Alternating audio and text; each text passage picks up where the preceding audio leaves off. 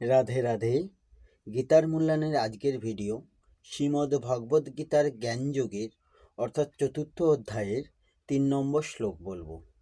3 নম্বর শ্লোক সংস্কৃতে বলা হয়েছে, স এবয়ং ময়া তেহদ্য যোগ পোক্ত পুরাতন ভক্ত ওষি মে শকা চেতি রহস্যং হিত্য দুত্তমম। এর অনুবাদ হলো, সেই সনাতন যোগ আজ আমি তোমাকে বললাম, কারণ তুমি আমার ভক্ত ও সখা, এবং তাই তুমি এই বিজ্ঞানের অতি গূঢ় রহস্য হৃদয়ঙ্গম করতে পারবে। এই শ্লোকের তাৎপর্য হল, মানব সমাজে দুই রকমের মানুষ আছে। তারা হচ্ছে ভক্ত ও অসুর। ভগবান অর্জুনকে ভগবদ্গীতা দান করতে মনস্থ করেছিলেন, কারণ অর্জুন ছিলেন তার শুদ্ধ ভক্ত। কিন্তু অসুরদের পক্ষে এই রহস্যাবৃত জ্ঞানের মর্মার্থ উপলব্ধি করা সম্ভব নয়। জ্ঞানের এই মহৎ শাস্ত্র ভগবদ্গীতার বহু সংস্করণ আছে।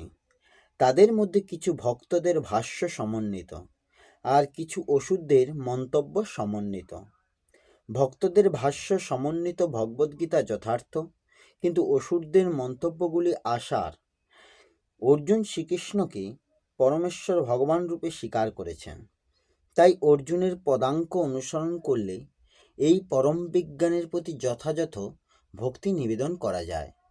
অসুরেরা কিন্তু শ্রীকৃষ্ণকে যথাযথভাবে গ্রহণ করে না, বরং তারা শ্রীকৃষ্ণের সম্বন্ধে নানান রকম জল্পনা কল্পনা করে শ্রীকৃষ্ণের শিক্ষা থেকে সাধারণ পাঠককে পথভ্রষ্ট করে।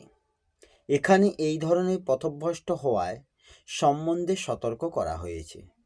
আমাদের পরম্পরা ধারায় অর্জুনের পদাঙ্ক অনুসরণ করে শ্রীমদ্ ভগবদ্গীতার এই মহান বিজ্ঞানের মাধ্যমে যথার্থ মঙ্গল লাভের জন্য চেষ্টা করা উচিত।